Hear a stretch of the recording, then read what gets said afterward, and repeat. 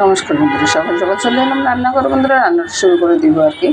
তো রান্না শুরু অনেক আগে হয়ে গেছে। ডিম সিদ্ধ, আলু সিদ্ধ হয়ে গেছে, পেঁয়াজ কাটা হয়ে গেছে, এদিকে ডালটা বসিয়ে দিলাম, ভাইয়ের খিচুড়িটা হচ্ছে।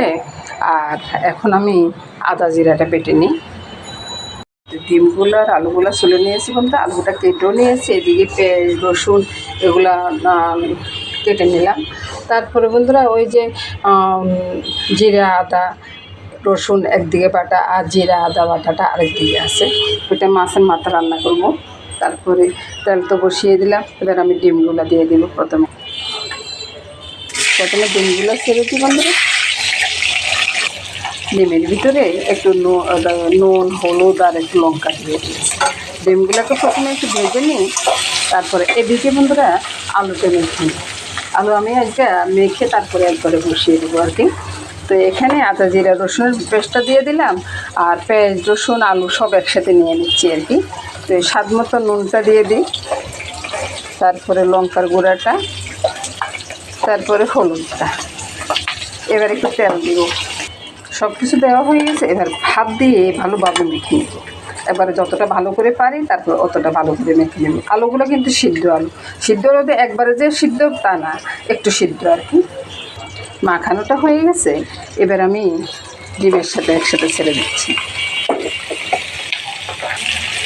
এবার এই রান্নাটা কিন্তু একবার কষিয়ে রান্না করবো, একবার মাংসের মতো হবে। আজকে আমার ভাইয়ে খাইতে বসার কোনো কথাই বলবে না, এটা দিয়ে খেয়ে নেবে। দাদুদের কথা বলতেছি। এর ফাঁকে বন্ধুরা অনেকগুলো রুটি বানিয়ে নিয়েছি।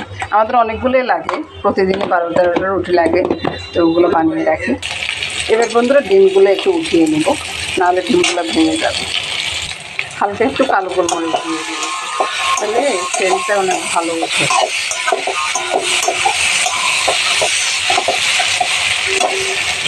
তারপর বন্ধুরা একটু জল দিয়ে আর একটু ভালো করে কষিয়ে নিতে আর কি। গরম জলে দিয়ে দিচ্ছি। এবার ডিমটা দিয়ে দেবো। ডিমটা দিয়ে গরম জলে বাড়িটা ধুয়ে তারপরে দিয়ে দেবো আর কি। একাতে কাজ করতে ইচ্ছে বন্ধুরা, একটা এদিক সেদিক হয়ে যাচ্ছে, দেখাতে কিছু মনে করবেন না। একটু গরম জলে দিয়ে দেবো। রান্নাটা হতে থাকুক বন্ধু। এবার দারচিনি এলাচি গুঁড়োটা সরিয়ে দিলাম। তারপরে একটু ঢাকা দিয়ে রাখবো, কিছুক্ষণ পরে নামাবো। ঢাকাটা সরিয়ে দেখাচ্ছি বন্ধুরা। তরকারিটার কালার দেখুন কত সুন্দর হয়েছে না। নমস্কার বন্ধুরা, এই রান্নাটা এখানে শেষ করব। ডিমগুলা উপর দিয়ে বেসে যাচ্ছে। এটা সকালবেলার জলখাবারের জন্য আর কি রান্না হলো। এবার ডালটা সম্বার করবো আর কি। ডাল একবারে বলক এসে ডালটা পড়ে গেল। এটা বন্ধু কালো জিরা মেথি ফোড়ন আর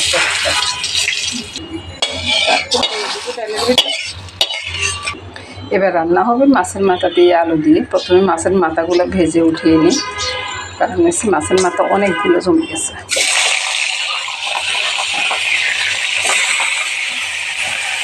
এদিকে বন্ধুরা আলুগুলো নিয়ে নিলাম। আলুর সাথে একটু চিনি গুঁড়ো চালটা দিয়ে দিচ্ছি, আটার চাল আর কি, কালো জিরা দিয়ে দিচ্ছি। তো এখান থেকে নুন আর একটু হলুদ মেখে নেবো আর কি, ভালোভাবে মেখে নেবো। আর এটাকে সরিয়ে রেখে আমি কিছু মশলা দেবো। সেগুলো দেখাচ্ছে আদা জিরা বাটা আছে এখানে, এটার সাথে দিয়ে দেবো স্বাদ মতো নুন, তারপরে হলুদ, একটু লঙ্কার গুঁড়ো।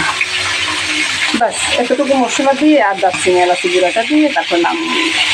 মাথাগুলো ভাজি হয়ে গেছে বন্ধুরা। এই যে মাছের মাথা কিছুটা আগে তুলে রেখে নিয়েছি, তারপর এটাও তুলে নিব।